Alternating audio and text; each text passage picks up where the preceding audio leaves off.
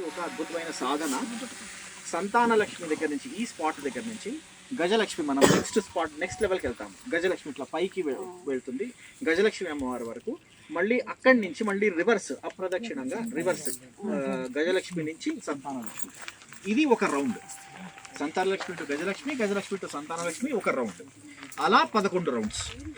అలా 11 రౌండ్స్ కనుక చేస్తే కనుక ఎటువంటి అన్సాల్వ్డ్ ఇష్యూస్, ఆబ్స్టకల్స్ ఏదన్నా ఉంటే దాని నుంచి ఖచ్చితంగా బయటపడతారు అని మాస్టర్ గారు చెప్పడం జరిగింది. అలా చాలామంది వచ్చారు, చాలామంది వాళ్ళ కోరికలు తీర్చుకుందుకు.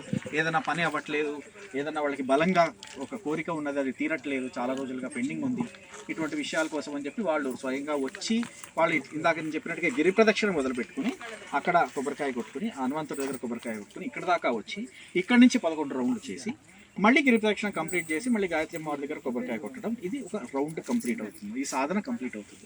ఇలా మొక్కులు తీసుకున్న ఇది ఇలా శంబల అంటే శంబల గ్లోబల్ పవర్ పాయింట్ దేశముఖ దగ్గర ఉంది.